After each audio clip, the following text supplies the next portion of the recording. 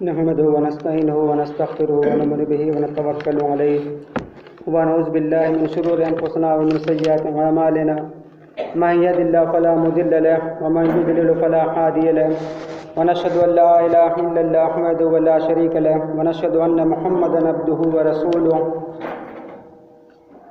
أعوذ بالله من الشيطان الرجيم بسم الله الرحمن الرحيم إن الدين عند الله الإسلام صدق الله العلي العظيم ونحن على ذلك لمن الشاهدين والشاكرين والحمد لله رب العالمين۔ محترم حضرات، آئیے سب سے پہلے ہم اور آپ مل کر خلوص و محبت کے ساتھ بارگاہ رسالت مآب میں درود و سلام کا نذرانہ پیش کریں اور پڑھیں اللہم صلی علی سیدنا مولانا محمد وعلی آلہ وصحبہ وبارک وسلم صلاۃ و سلام علیک یا رسول اللہ صلی اللہ تعالی علیہ وآلہ وسلم۔ حضرات، پچھلے 2 جمعہ سے ہمارے خطاب کا عنوان اصلاح معاشرہ ہے، یعنی کہ ہمارے سماج کا جو بگاڑ، جو برائیاں ہیں وہ دور ہوں۔ اور پچھلے خطاب میں میں نے آپ کو یہ بتایا تھا کہ ان الدین عند الاسلام، یعنی اللہ کے نزدیک سب سے بہترین اور پسندیدہ دین دین اسلام ہے۔ مگر یہ بھی آپ کو بتایا تھا کہ ہمارے مذہب میں یعنی کہ ہم اسلام کے ماننے والے ہیں، مگر وہ کون سی برائیاں ہیں جو ہمارے اندر موجود نہیں ہیں، ہمارے سماج میں موجود نہیں ہیں۔ جیسے کہ بتایا تھا کہ گناہ، زنا، شراب نوشی، جھوٹ، غیبت، چغلی، چوری، ڈکیتی وغیرہ وغیرہ، میں نے کئی گناہوں کا تذکرہ کیا تھا۔ اور یہ بھی بتایا تھا احادیث میں کہ ان گناہوں کی جو سزا ہے اس بارے میں بھی میں نے آپ کو بتایا تھا۔ حدیث کی روشنی میں میں نے تمام گناہوں کی جو سزا ہوگی وہ سب بیان کیا تھا۔ تو دوستو، میں آج یہ کہنا چاہتا ہوں کہ اگر معاشرے کو خوشگوار بنانے کے لیے ہم نے جتنی بھی احادیث کریمہ بیان کی ہیں ان پر ہر ایک کو عمل کرنا ضروری ہے۔ اگر ہم نے اس احادیث کریمہ پر عمل کر لیا تو انشاءاللہ ہمارا معاشرہ خود بخود سدھر جائے گا اور ہماری تہذیب و تمدن میں 4 چاند لگ جائیں گے۔ میرے دینی بھائیوں اور دوستوں، میرے ذہن میں یہ بات بار بار گشت کر رہی ہے، گھوم رہی ہے کہ آج قوم مسلم کا ہر فرد اپنے آپ کو پارسا اور پاکیزہ سمجھتا ہے۔ صبح و شام ہزاروں گناہ کرنے کے باوجود اپنے آپ کو طیب و طاہر اور بے گناہ سمجھتا ہے، اپنے آپ کو محترم اور معظم سمجھتا ہے۔ پھر سوال یہ پیدا ہوتا ہے کہ ہمارے معاشرے میں یہ خرابیاں کہاں سے آئیں، عریانیت کیوں آئی اور بے پردگی کیوں بڑھتی چلی گئی؟ تو اگر آپ حضرات ہماری باتوں پر عمل کریں گے تو انشاءاللہ قوم مسلم کا ہر فرد راہ راست پر آ جائے گا اور ہمارا سماج، ہمارا معاشرہ خود بخود خوشگوار ہو سکتا ہے۔ اور وہ یہ ہے کہ ہر شخص اپنا محاسبہ خود کرے اور اپنے گھر کا جائزہ لے اور اپنے بچوں کی تعلیم و تربیت پر گہری نظر رکھے اور گھر کے ماحول کو پاکیزہ بنانے کی پوری کوشش کرے۔ میں سمجھتا ہوں کہ اگر ہر آدمی ان باتوں پر توجہ کرے تو انشاءاللہ ہمارا معاشرہ درست ہو جائے گا اور ہمارے سماج سے ساری برائیاں ختم ہو جائیں گی اور ہر گھر امن و سکون کا گہوارہ بن جائے گا۔ اب دیکھیے اور سوچیے، غور کیجئے کہ آج مسلم معاشرہ میں بے حیائیوں کا بازار زوروں پر ہے۔ کبھی آپ نے غور کیا کہ آخر یہ بے حیائیاں کہاں سے آئیں اور ان برائیوں کو کس نے جنم دیا؟ اگر آپ غور کریں گے تو آپ کو کہنا پڑے گا کہ ان خرابیوں اور بے اعتدالیوں کو جنم دینے والی شاید سب سے بڑی چیز ٹی وی ہے۔ ٹی وی پر دکھانے والی گندے مناظر ہیں، فحاشی اور شہوانی کیفیت پیدا کرنے والی فلمیں ہیں، اور رہی صحیح کسر انٹرنیٹ نے تو ساری کسر پوری ہی کر دی۔ جہاں ایک مرد بے حیائی اور برائی میں آگے بڑھنے کی کوشش کر رہا ہے، وہیں یہ عورتیں بھی کسی سے پیچھے نہیں رہنا چاہتی اور ایک دوسرے پر سبقت لے جانے کی بھرپور کوشش کرتی ہیں۔ الغرض ساری برائیوں اور بے حیائیوں کی جڑ یہ پروگرامز ہیں جو آئے دن ٹی وی اور موبائل پر دیکھے جاتے ہیں۔ مرد ہو یا عورت، جوان ہو یا بچے، بوڑھا ہو یا بڑھیا، ان پروگرامز کو بڑے شوق سے اور دلچسپی سے دیکھتے ہیں۔ سب سے بڑا المیہ تو یہ ہے کہ ہمارے کم عمر کے بچے اور بچیاں بھی اس برے اور زہریلے اثرات سے متاثر ہو رہے ہیں۔ کل تک بچے ٹی وی اور فلمیں اپنے والدین اور سرپرستوں سے چھپ کر دیکھا کرتے تھے، مگر مغربی کلچر اور یورپی تہذیب نے ہماری غیرت کو اس درجہ نیلام کر دیا ہے کہ آج باپ بیٹی، بھائی بہن، ماں بیٹے، ساس بہو سب مل کر ٹی وی اور انٹرنیٹ کے مناظر دیکھ رہے ہیں۔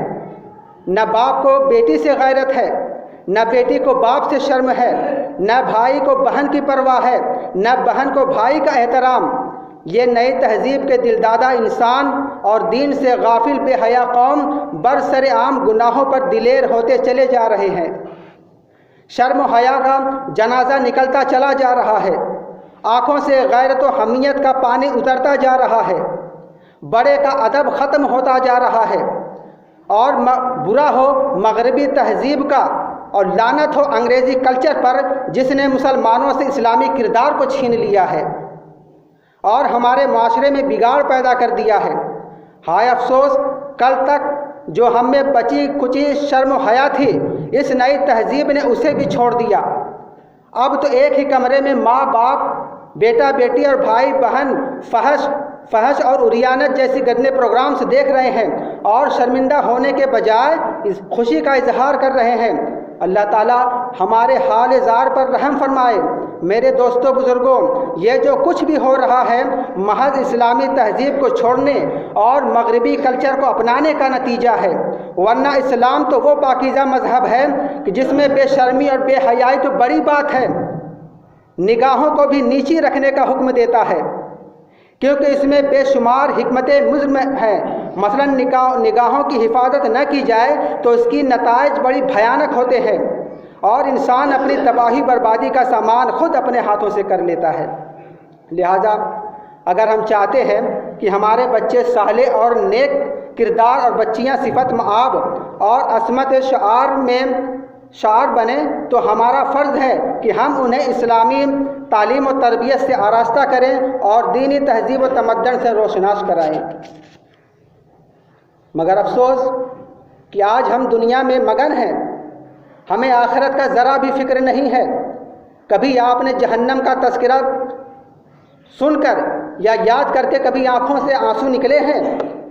تو اے لوگوں، اے دنیا میں مگن رہنے اور غافل رہنے والے انسانوں، اس دار فانی میں غور و فکر نہ کرو، بلکہ اس منزل کی فکر کرو جس کے متعلق خبر دی گئی ہے کہ وہ تمام انسانوں کا پڑاؤ ہوگا۔ تیرے رب کا یہ وعدہ ہے کہ ہم پرہیزگاروں کو نجات دیں گے اور ظالموں کو جہنم میں گرا ہوا چھوڑیں گے۔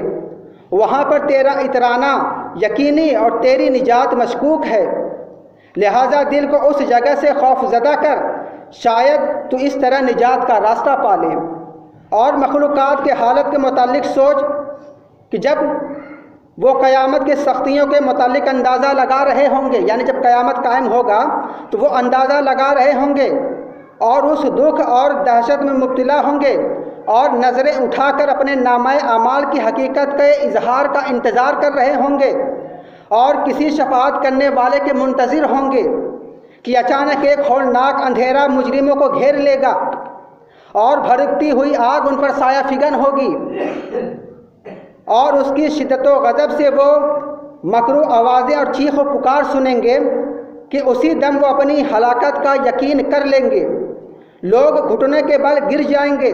اس وقت نیک لوگ بھی اپنے انجام سے خوف زدہ ہوں گے۔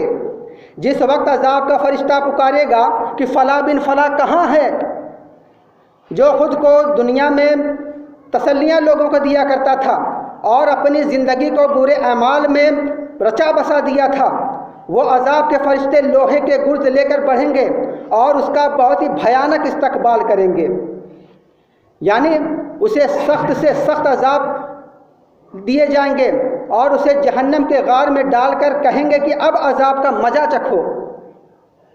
تم بڑے بزرگ اور مہربان تھے، اور وہ ایسی جگہ ٹھہرائیں گے کہ جہاں ہلاکت ہی ہلاکت ہے۔ مجرم اس میں ہمیشہ رہے گا، اس میں آگ بھڑکائی جائے گی اور ان کا مشروب گرم پانی اور ان کا ٹھکانہ جہنم ہوگا۔ عذاب کے فرشتے انہیں منتشر کریں گے اور جہنم میں انہیں جمع کریں گے۔ وہ ہلاکت کے متمنی ہوں گے مگر انہیں موت نہ آئے گی۔ ان کے پاؤں پیشانیوں سے بندھے ہوں گے اور ان کے چہرے گناہوں سے کالے ہوں گے۔ وہ ہر چار سو پکارتے پھریں گے کہ اے مالک، اے مالک، ہمارے لیے سزا کا وعدہ پورا ہو چکا ہے۔ اے مالک، لوہا ہمیں فنا کر دے گا، ہماری کھالیں اتر گئیں۔ اے مالک، ہمیں اس سے نکال، ہم دوبارہ برے اعمال نہیں کریں گے۔ عذاب کے فرشتے جواب میں کہیں گے کہ اس وقت تمہارا تعصب کرنا امن فراہم نہیں کر سکتا اور تم اس ذلت کی جگہ سے کبھی نہیں نکل سکو گے۔ اسی میں رہو اور کوئی دوسری بات نہ کرو۔ اگر تم اس سے نکال بھی دیے گئے تو تم پھر وہی کچھ کرو گے جو پہلے کیا کرتے تھے۔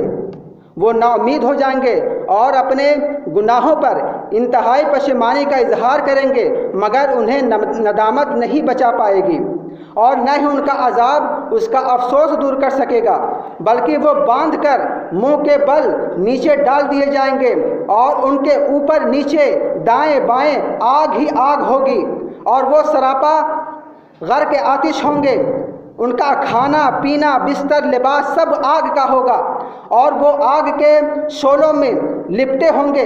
جہنم کے قطران کے لباس اور لوہے کے ڈنڈے ان کے سزا کے لیے ہوں گے، اور زنجیروں کی گراں باری تنگی کی وجہ سے آواز پیدا کر رہی ہوگی۔ وہ جہنم کی گہرائیوں میں شکست و خورگی کے ساتھ سرگردہ ہوں گے اور اس کی آگ میں سخت پریشان ہوں گے، اور آگ انہیں ایسا ابال دے گی کہ جیسے ہانڈیوں میں ابال آتا ہے، اور وہ گریہ گزاری کریں گے، موت کو بلائیں گے جو موت کبھی نہیں آئے گی۔ وہ ہلاکت کی تمنا کریں گے، ان کے سروں پر جہنم کا کھولتا ہوا پانی ڈالا جائے گا جن سے ان کی آنتیں اور چمڑا گل جائے گا، اور ان کے لیے لوہے کے ہتھوڑے ہوں گے جن سے ان کی پیشانیوں کو توڑا جائے گا۔ ان کے منہ سے پیپ بہنے لگے گی، یعنی مواد بہنے لگے گی، اور پیاس سے ان کے جگر کے ٹکڑے ٹکڑے ہو جائیں گے۔ ان کی آنکھوں کی پتلیاں ان کے رخساروں پر بہیں گی، جس سے ان کے رخساروں کا گوشت ادھڑ جائے گا، اور جب ان کا چہرہ گل جائے گا اور دوسرا چمڑا پیدا ہو جائے گا، ان کی ہڈیاں گوشت سے خالی ہوں گی۔ ان کی روح کا رشتہ لوگوں سے قائم ہوگا، جو جسم سے لپٹی ہوئی ہوگی وہ آگ کی گرمی سے پھولی ہوگی، اور وہ اس وقت موت کی تمنا کریں گے مگر انہیں موت نہیں آئے گی۔ اگر تم انہیں اس حالت میں دیکھو تو نظر آئے گا کہ ان کے شکلیں بہت زیادہ سیاہ ہیں، ان کے آنکھیں اندھی، زبانیں گونگی، کمریں شکستہ، ہڈیاں ریزہ ریزہ، کان بہرے، چمڑا چتھڑوں کی طرح پارا پارا، ہاتھ دونوں گردنوں کے پیچھے بندھے ہوں گے، پیشانی اور پاؤں یکجا منہ کے بل آگ پر چلتے ہوئے اپنی پلکوں سے گرم لوہا رونتے ہوئے۔ ان تمام اعضائے بدن میں بھڑکتی ہوئی آگ ہوگی، جہنم کے سانپ بچھو اور ان کے جسم پر چمٹے ہوں گے۔ کل نفس ذائقۃ الموت، کیا آپ موت کو بھول گئے اور اسی دنیاوی زندگی کو اصلی زندگی سمجھ بیٹھے؟ تو دوستو، ابھی آپ نے ظلم و عدوان کی تباہ کاریاں آپ نے سنی، اب ذرا نیکی کا بھی تذکرہ سن لیں کہ خیر و فلاح کی آباد کاریاں بھی احادیث کریمہ میں مذکور ہیں۔ بخاری شریف جلد اول کتاب الاولیاء میں ایک لمبی حدیث ہے کہ جس کو حضرت عبداللہ بن عمر رضی اللہ تعالی عنہما روایت کرتے ہیں کہ رسول اکرم صلی اللہ علیہ وسلم نے فرمایا کہ تم سے اگلے لوگوں میں یعنی کہ پہلے اگلے لوگوں میں 3 آدمی سفر کر رہے تھے کہ راستے میں اچانک بارش آ گئی اور وہ ایک غار میں داخل ہو گئے۔ اب اتفاق تھا کہ غار کا منہ ایک پتھر سے بند ہو گیا۔ وہ ایک دوسرے سے کہنے لگے کہ تمہیں اب سچائی کے علاوہ کوئی چیز بچا نہیں سکتی۔ تم میں سے ہر ایک آدمی اس کام کو بیان کرے اور دعا کرے کہ جس میں وہ خود کو سچا سمجھتا ہو۔ یعنی تینوں نے آپس میں یہ بات کی کہ اب دعا کرے اور وہ کام بیان کرے کہ جس کو وہ سچا سمجھتا ہے۔ تو ان تینوں میں سے پہلے نے کہا کہ اے اللہ، تو جانتا ہے کہ میں نے 3 کلو چاولوں پر ایک مزدور رکھا تھا، وہ اپنے چاول میرے پاس چھوڑ کر چلا گیا۔ میں نے اس کے چاول کھیت میں بو دیے، ان سے اتنا فائدہ ہوا کہ میں نے کئی گائے خرید لی۔ پھر کچھ دنوں کے بعد وہ اپنی مزدوری لینے آیا تو میں نے اس سے کہا کہ اس چاول کے ساتھ ساتھ یہ گائے بھی تیری ہے اور لے جا۔ تو وہ کہنے لگا کہ مجھے صرف 3 کلو چاول لینے تھے۔ میں نے اس سے کہا کہ یہ گائے اسی 3 کلو چاولوں سے خریدی ہوئی ہے، بس وہ انہیں ہانک کر لے گیا۔ اے اللہ، اگر تو جانتا ہے کہ یہ کام میں نے محض تیرے خوف سے کیا تھا تو ہمارا غم دور فرما دے۔ جب یہ دعا اس نے پہلے شخص نے مانگی تو غار کا پتھر تھوڑا سا ہٹ گیا۔ اس کے بعد دوسرا کہنے لگا کہ اے اللہ، تو جانتا ہے کہ میرے والدین بڑھاپے کی عمر کو پہنچے ہوئے تھے۔ میں روزانہ رات کو انہیں بکریوں کا دودھ پلایا کرتا تھا۔ ایک رات جب میں دودھ لے کر حاضر ہوا تو میرے ماں باپ دونوں سو چکے تھے اور اس وقت میرے اہل و عیال یعنی میرے بیوی بچے بھوک سے تڑپ رہے تھے۔ پھر بھی میں نے اپنے بال بچوں کو نہیں جگایا، مناسب نہ سمجھا اور یہ بھی ناگوار ہوا کہ دودھ پلائے بغیر انہیں چھوڑ کر چلا جاؤں۔ یعنی کہ وہ شخص اپنے ماں باپ کو دودھ پلانے کے بعد ہی اپنے بچوں بیوی بچوں کو دودھ پلایا کرتا تھا، کھانا دیا کرتا تھا۔ تو جب وہ پہنچا تو اس نے دیکھا کہ ماں باپ سو رہے ہیں تو اس کو گوارا نہ ہوا کہ میں انہیں جگاؤں۔ صبح تک ان کے انتظار میں وہیں کھڑا رہا تو اس نے کہا کہ اے اللہ، اگر تو جانتا کہ یہ کام میں نے صرف تیرے خوف سے کیا تھا تو ہماری مشکل آسان فرما دے۔ جب دوسرے نے یہ دعا کی تو تھوڑا سا پتھر اور سرک گیا اور انہیں آسمان نظر آنے لگا۔ اس کے بعد تیسرا شخص کہنے لگا کہ اے اللہ، تو جانتا کہ میرے چچا کی ایک لڑکی تھی جو مجھ کو سب سے پیاری تھی اور میں دل و جان سے اسے پیار کرتا تھا۔ میری تمنا تھی کہ اس سے اپنی نفسانی خواہش کو پوری کروں، لیکن وہ 100 دینار لیے بغیر رضامند نہیں ہوتی تھی۔ میں نے کسی طریقے سے 100 دینار حاصل کیے تو میں نے اس کے سپرد اس کے حوالے کر دیے۔ اس نے خود کو میرے سامنے پیش کر دیا۔ جب میں اس کے دونوں ٹانگوں کے درمیان بیٹھ گیا تو وہ کہنے لگی کہ خدا سے ڈرو اور شرعی حق کے بغیر یہ کام نہ کرو۔ میں اسی وقت کھڑا ہو گیا اور 100 دینار بھی چھوڑ دیے۔ تو اے اللہ، اگر تو جانتا کہ میں نے ایسا صرف تیرے خوف سے کیا تھا تو ہمیں راستہ عطا فرما۔ اللہ تعالیٰ نے ان تینوں کی دعا قبول فرمائی۔ اللہ تعالیٰ نے انہیں راستہ دے دیا اور وہ بالکل باہر نکل آئے۔ تو حضرات، اس حدیث سے معلوم ہوا، اس حدیث پاک سے پتہ چلا کہ بارگاہ الہی میں صرف ہماری نیکیاں ہی کام آنے والی ہیں۔ اس لیے میرے دوستوں اور بزرگوں، اللہ سے ڈرو، برے اعمال سے توبہ کرو، برے اعمال سے بچنے کی کوشش کرو اور نیک اور اچھا کردار اپنانے کی فکر کرو۔ اللہ تبارک و تعالیٰ سے دعا ہے کہ ہمیں کہنے سننے سے زیادہ عمل کی توفیق عطا فرمائے۔ وآخر دعوانا الحمد للہ رب العالمین۔